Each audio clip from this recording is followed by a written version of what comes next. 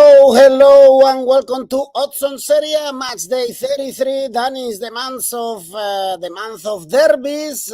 We had Derby della Capitale, Derby della Mole, and now we have Derby della Madonnina. How good Italian people know to sell everything, Danny. Even every single derby has a special name. I'm sure it's not a coincidence that they're all in a row, and it could be the Derby Scudetto, because 3 points for Inter on Monday. They play on Monday because Milan plays in the Europa League tonight. That will seal the 20th title for Inter, but it's just a matter of time. Inter, if they win it. Milan cannot afford to lose it after 5 consecutive defeats. It means more for Milan, for me, than for Inter. It's just a matter of time, as I said. We'll talk about this a little bit later. We have an Interista already in this video. Carbon Aaron, Italy will crown the new champion this weekend, actually on Monday. And as he says, we have, for instance, also Roma Bologna, very good game. Probably Italy will have 5 times. It's almost for granted that they will have 99.9%. 99.9%. Thanks to Real Madrid. Thanks to you, Edu. Thanks to Bayern Munich. Ancelotti, well, of course. Un maestro. He was a Roma player. He played the Champions League final with Roma, so he wants Roma to be in the Champions League next season. Well, a lot to talk about in this video. Remember to comment the video with us. Tell us your tips, and of course, subscribe to our channel. Send us some love. Let's go on with the show.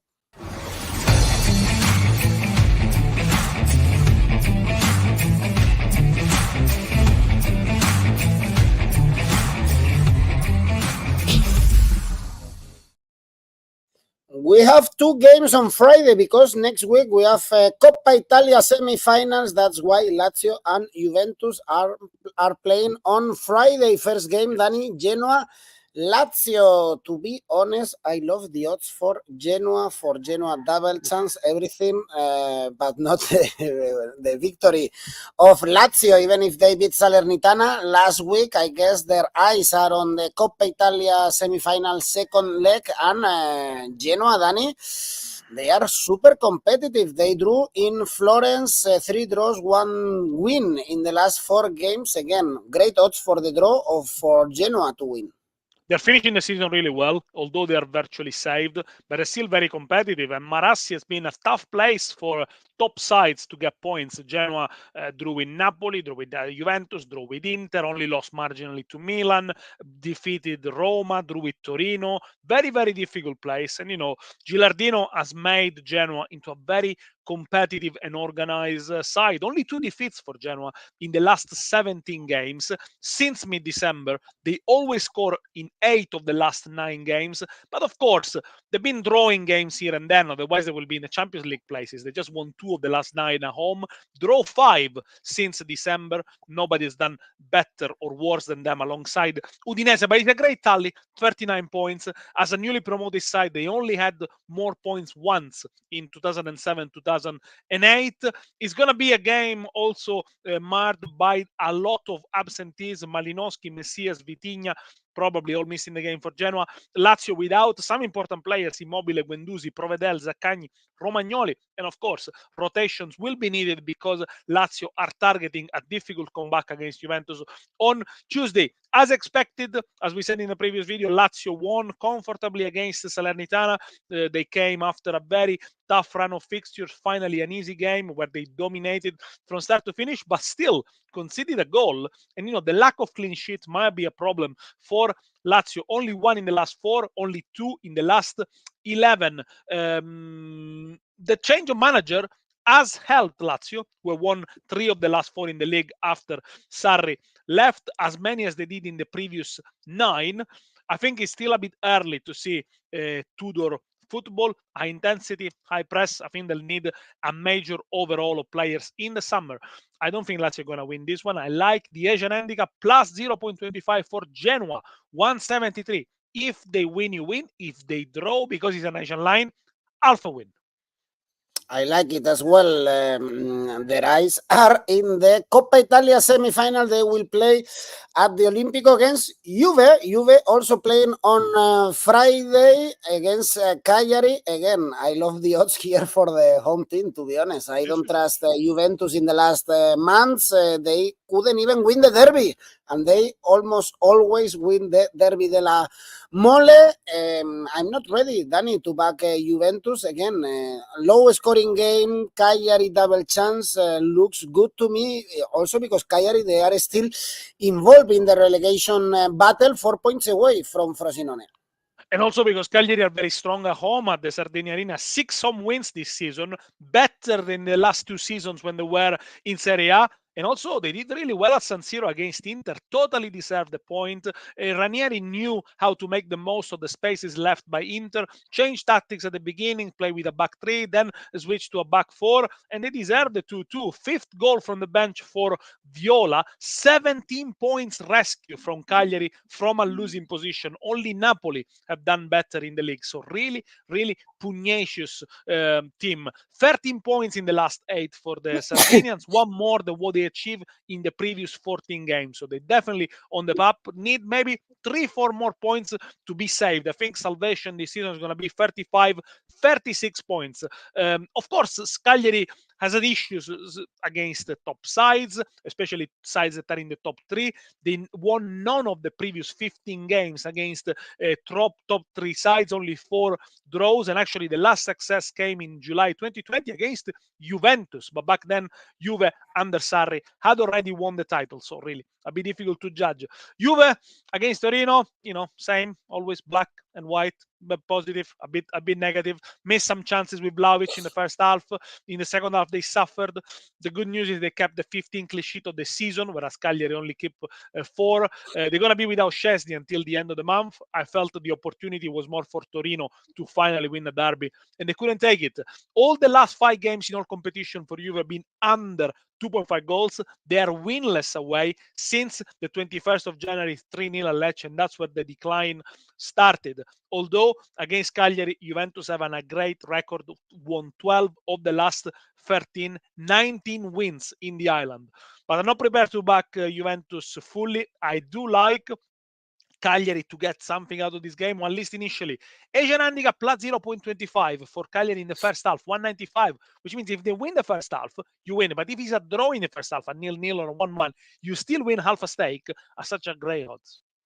I love it as well to back Cagliari somehow. Even if they have Verona, Udinese, Empoli below them in the table, they are still in the relegation battle. On Saturday, let's talk about the relegation battle. Empoli, Napoli. Empoli 1 point away from Frosinone. Napoli, Dani. I made a note never to back them when they are playing at home. I knew it already, but they couldn't even beat Frosinone. Last week is only 1 win in the last 5 Serie A games, only beating Monza away. Napoli are more dangerous when they play away from home. Empoli lost to Lecce's 5 defeats in the last 6 games, Danny. Defeated in the last minute at Lecce. Maybe they didn't deserve to get beaten, but equally against Torino when they won 3-2 at home 2 weeks ago, they didn't deserve to win. In that game, their expected goals were just 0.49. Lost 4 of the last 5 and didn't score in 4 of the last 5. Since March, they are the team, Empoli, that has lost more games and failed to score more. But strangely, they have a very good record against Napoli. They won 4 of the last 6.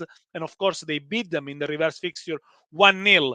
Napoli, the problem is that they're just too leaky at the back. Only 6 clean sheet in the league.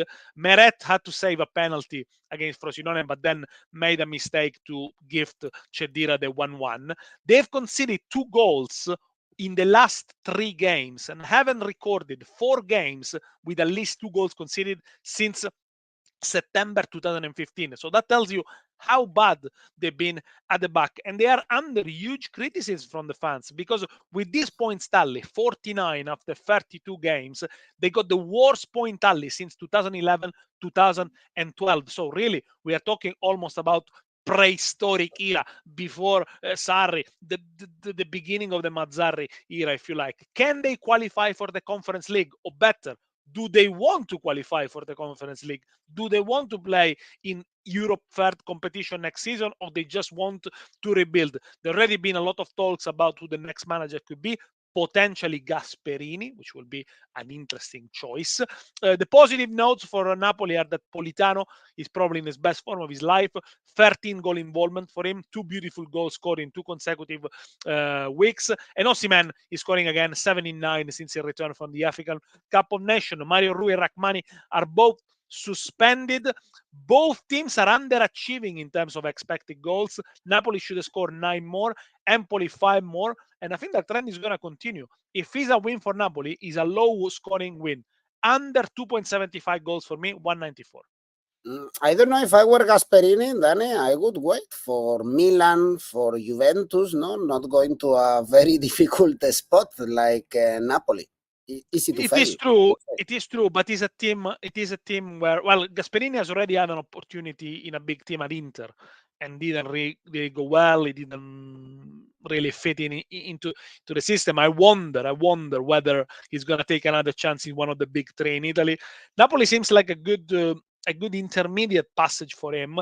As long as he's given time, as long as he's given opportunity to work with young players and to develop, and with Napoli finishing 6 or 7 in the league and maybe not playing in Europe, that could be a really, really good opportunity. Let's not forget, Napoli got a good squad, really. They're going to sell Osimhen, but they're going to keep the rest, and they got money to spend. And it is a team that is financially healthy. So, there is an opportunity there for Gasperini. Let's see. Well, time and patience doesn't fit with Aurelio. With De Laurentiis. No, not really. Not That's really. for sure. It's not in his vocabulary, in his language, but let's see. Very interesting always everything around Napoli. And on Saturday, we have a relegation 6-pointer. Verona, Udinese, both teams with 28 points, so 1 point more than the relegation zone. Verona drew with Atalanta when they were 2-0 down. It's 4 winless games, so this one is key. And Udinese, Danny, the king of the draws. The game against Roma was suspended. I don't know when it's going to be played, by the way, and perhaps this is good to back a draw, actually, having Udinese in the mix. The game between Roma and Udinese might be played on the 25th of April, so it's next week, but it all depends if Roma qualifies for the Europa League or not. So they will decide tomorrow. So there's a little bit long to wait. But of course, it's a very important game. There are 22 minutes left, starting 1-1. Then obviously you'll think with 20 minutes left, you'll give Roma all the chances to score another goal, although the draw doesn't look too bad either for Udinese, who strangely, they never repeated the same results in the last 10 games, 2 wins, 4 draws, but they never had the same scoring line. And I wonder, I look at a bit of a trend. In the last match day, there have been 8 draws. 8 out of 10 games have finished with a draw. I think now that we're approaching the end of the season, each point is worth more. And the king of the draws, Udinese, probably gonna get saved by drawing another 3 or 4 games and just stumbling over the line. Verona, they should have got punished by Atalanta in the first half. Atalanta could have scored at least 4 goals, but then they never give up. And we saw it since they changed so many players in January, brought some fresh bloods. They have improved, and now they're looking to score twice in 2 consecutive matches for the first time since November. Verona have always scored in the last 6 home games. The record is 10 under Tudor in 21-22. Udinese are without Toven, are without Lovric until mid-May, so a little bit depleted. And yes, Luca is back on the score sheet, but we haven't seen any sign of Brenner, the other striker that they signed last summer. Difficult this one here, probably a draw. I do fancy the home team to score first. First team to score, Verona, 205.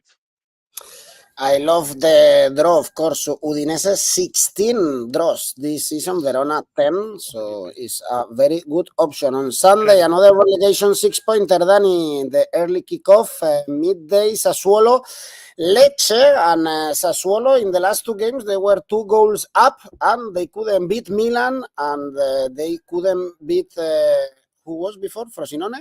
Salernitana away. Salernitana, exactly. Yeah, 3 consecutive draws. Then for Sassuolo, Lecce got a key win, as you said, in the very last minute against Empoli. Almost safe. It's only 1 defeat in the last 4 games. For Lecce, usually it's low scoring games. For Sassuolo, not really. How do you see this one? Both teams have improved since the change of manager. Ballardini is undefeated in 3 home games, and he could become the first Sassuolo manager to go 4 consecutive games without seeing a defeat. It tells you how difficult it's been to manage Sassuolo recently. Sassuolo, yes, they squandered another 2 goals lead, but they are the only team that has scored at least 3 goals against Milan in the last 2 Serie A seasons. So that tells you that obviously there is a lot of potential there up front, with Pinamonti, with Loriente, with Bairami, De Frel, Berardi, unfortunately injured. 3 consecutive those, as we mentioned, only 2 clean sheets so far this season against Frosinone and Fiorentina. They both missed a penalty in those games, so they could have gone even no clean sheet for the entire season. It's very difficult to get saved with those kind of number. Only lost 2 of the last 6.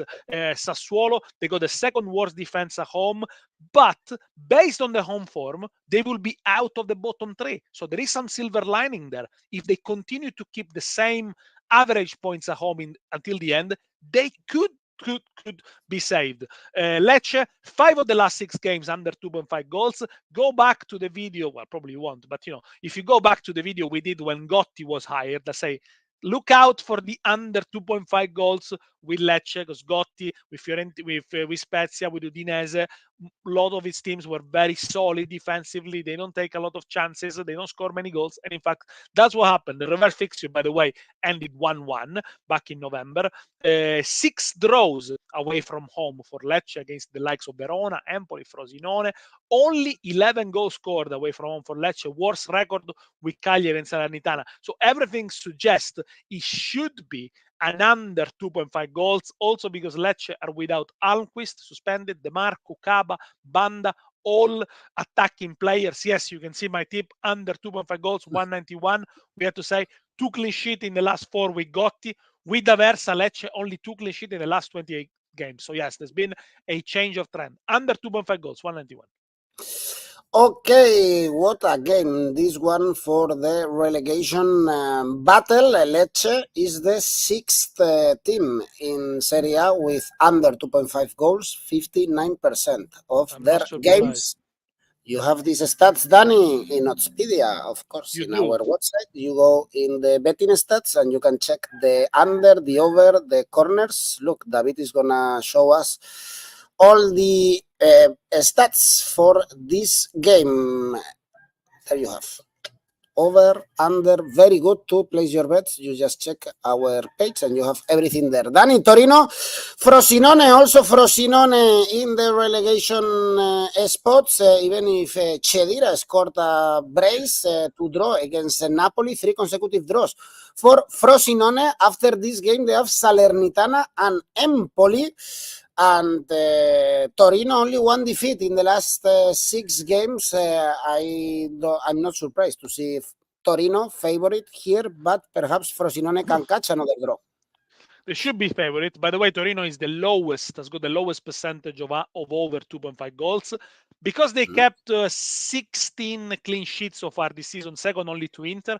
Another clean sheet at home, 11, which is the current record in Serie A alongside Inter. Since December, they kept 11 clean sheets away and at home. They've been in good form defensively, and their goalkeeper Milinkovic-Savic has been in great form. A very good save to deny Vlahovic to open the scoring in the derby.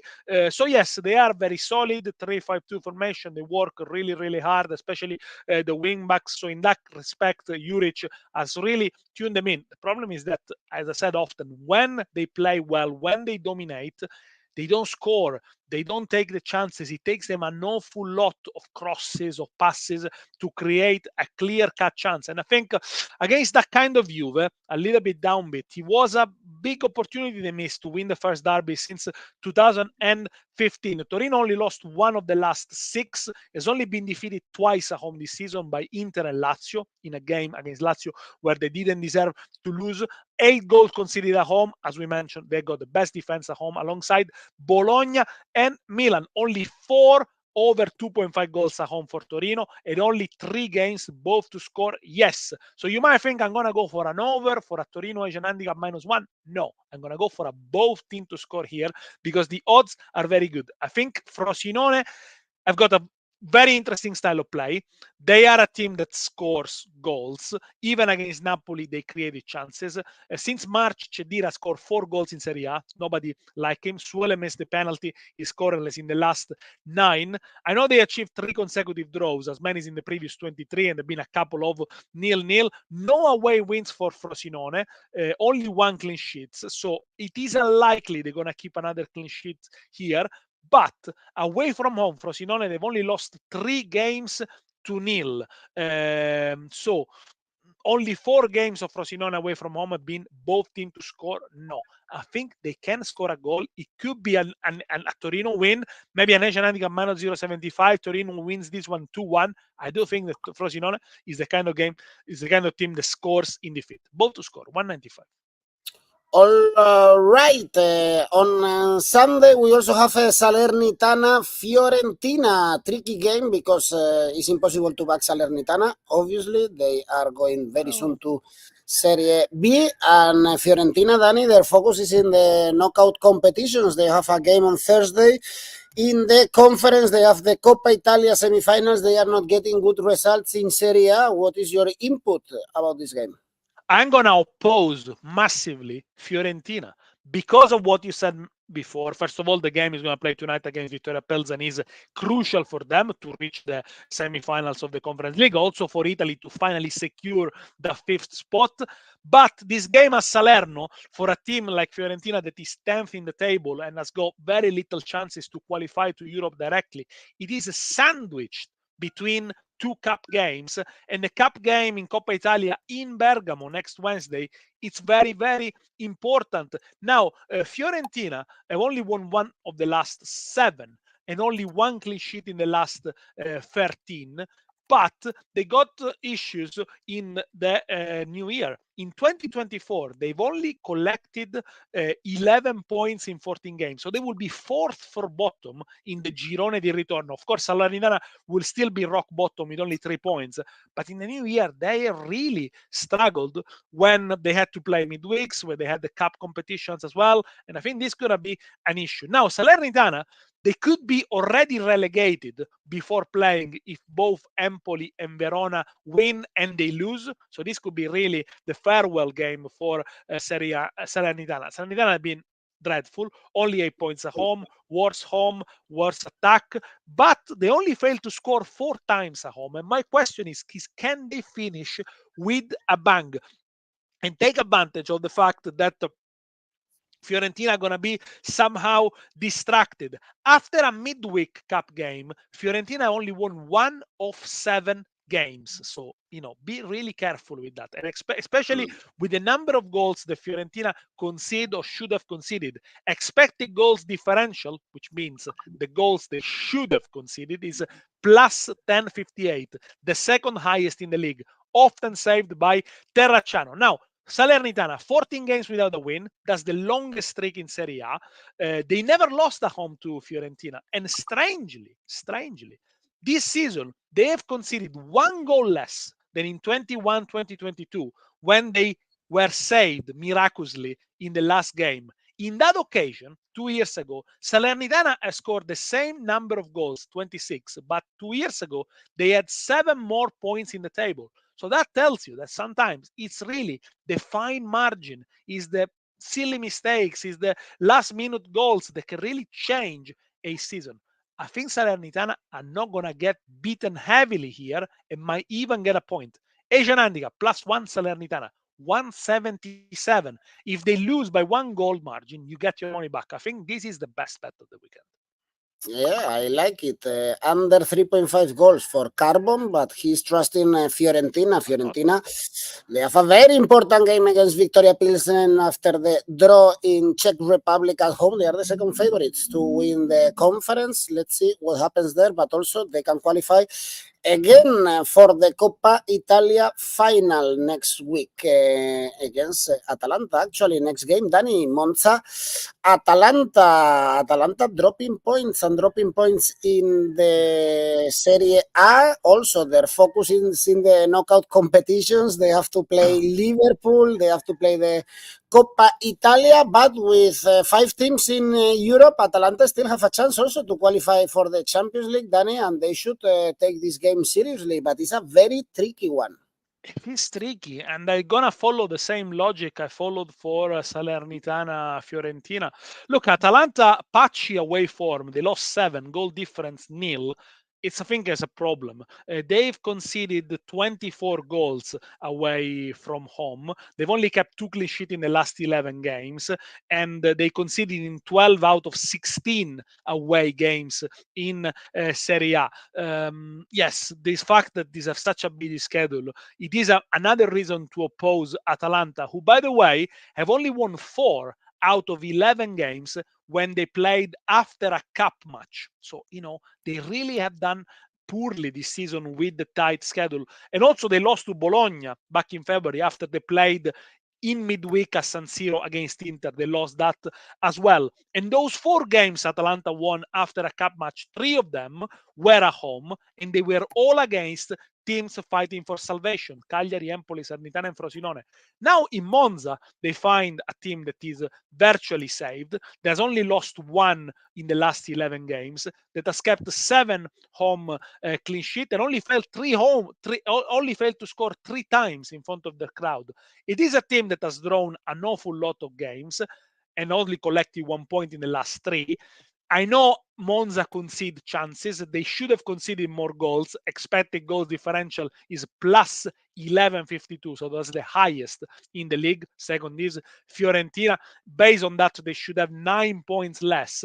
But it's a team that has got a bit of a reputation of a giant killers. They beat Milan recently, Napoli. They beat Inter last season, Juventus twice.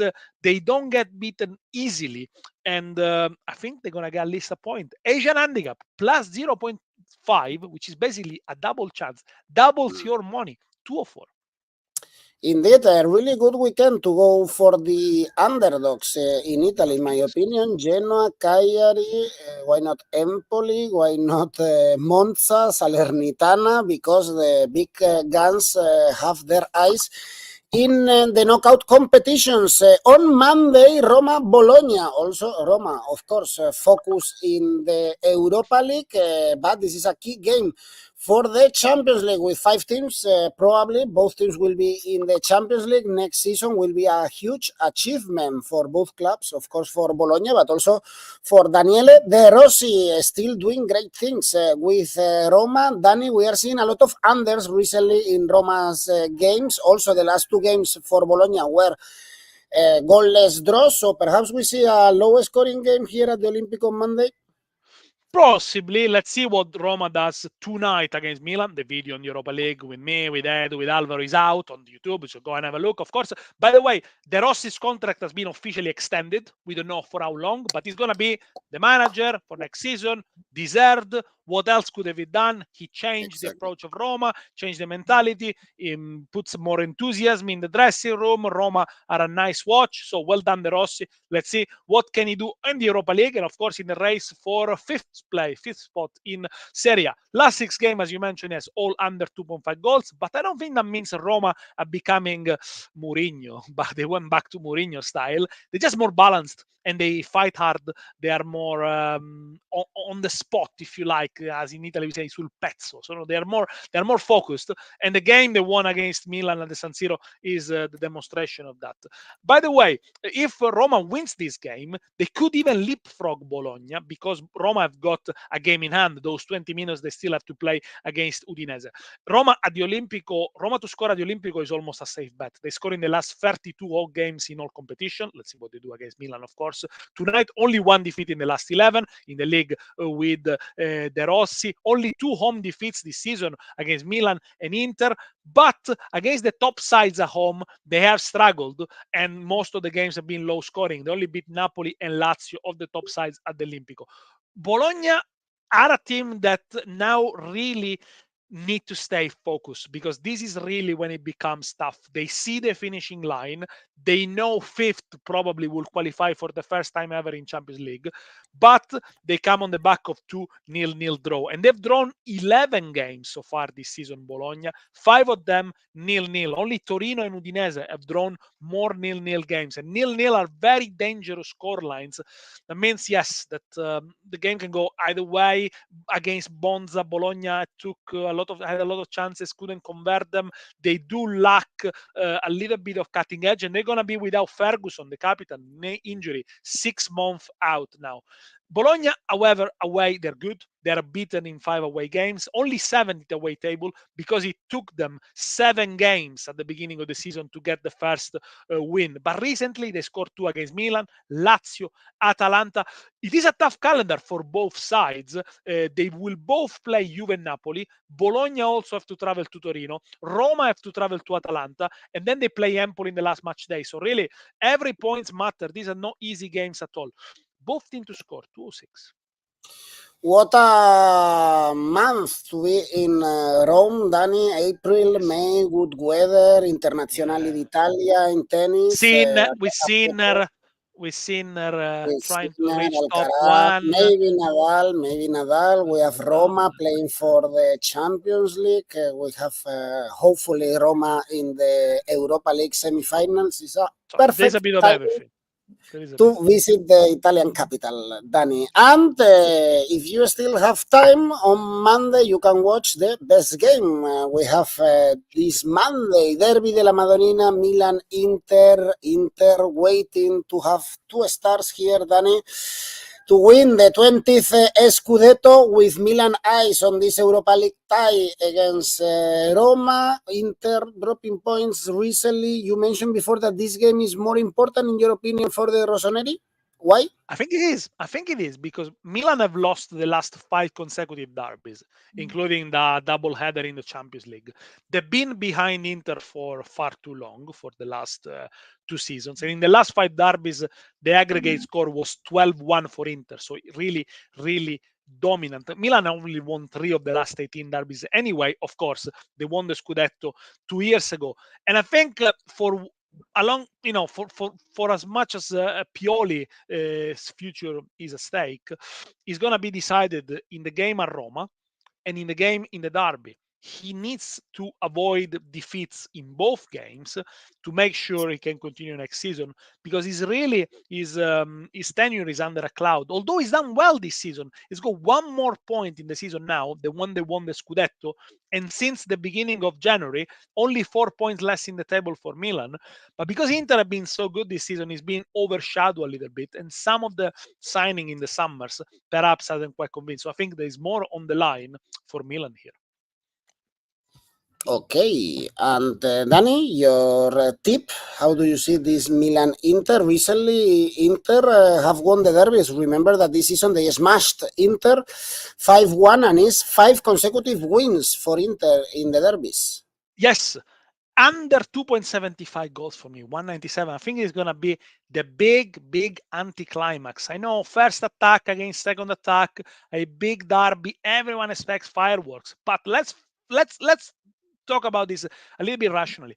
Inter, if they win it, they celebrate the Scudetto in the derby in the face of the city rivals, which is a great pleasure. But if they lose it, they might have to wait 2 weeks to celebrate, because then Milan will go -11. Milan plays in Turin next weekend. Inter host to Torino. So they might even prolong the wait. Whereas a draw, leave everything the same. Inter will just need a draw then against Torino at home, or maybe a favor from Juve. I tell you what is nicer. Winning the title thanks to Juve drawing or beating Milan and giving the title to Juventus. I think this is perhaps even higher for an Inter fans. But, Inter have already prepared the celebration. They're talking about the bus parade. They're talking about the new song. They talk about everything. And the problem is that I think after they got eliminated from Atletico Madrid, obviously they slow down a little bit. Some mistakes, some lack of focus have crept in. Milan, on the other hand, it